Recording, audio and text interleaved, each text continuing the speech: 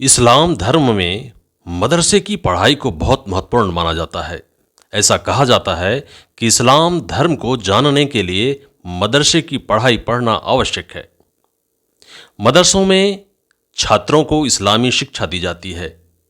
इनमें कुरान, हदीस, फिकाह, इस्लामी कानून और इस्लाम से जुड़े दूसरे विषयों की पढ़ाई होती है।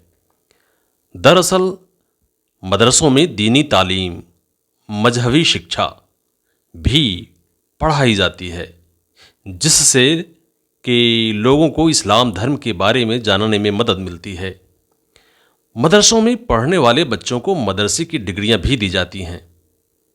इन डिग्रियों को पाने के बाद मदरसे से पढ़ने वाले बच्चे किसी मस्जिद के इमाम, मौलाना, मुफ्ती बनते हैं।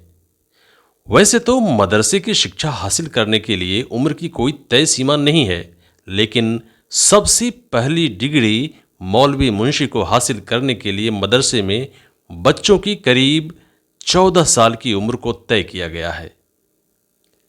इसके बाद वह मदरसे की पढ़ाई को आगे पढ़ते हुए आगे की डिग्रियां हासिल कर सकता है।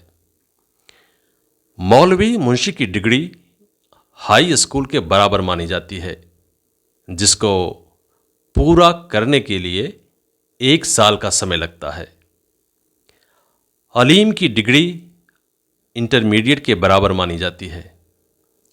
इसको पूरा करने के लिए 2 साल का समय लगता है। फाजिल की डिग्री बीए के बराबर मानी जाती है।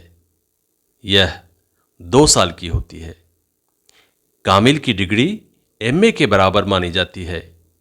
यह डिग्री 2 साल की होती है। मुफ्ती की डिग्री पीएचडी के बराबर मानी जाती है, जिसको करने में 3 साल का समय लगता है। मदरसे से जो डिग्रियां बच्चों को दी जाती हैं, वह हाफिज की डिग्री होती है, आलिम और कारी की डिग्रियां होती हैं, मुफ्ती की डिग्री होती है, आलिम और फाजिल की डिग्री होती है। उस डिग्री को लेकर वह किसी मस्जिद के इमाम बन जाते हैं। किसी मदरसे में मदारिस यानी मदरसा संचालक बन जाते हैं। वह काजी साहब बन जाते हैं, जो शादियों में निकाह पढ़ते हैं।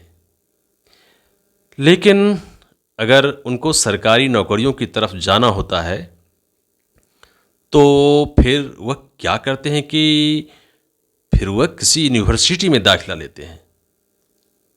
वह हाई स्कूल और इंटर व स्नातक की पढ़ाई करते हैं। इसके बाद वह सरकारी नौकरी के योग्य हो जाते हैं।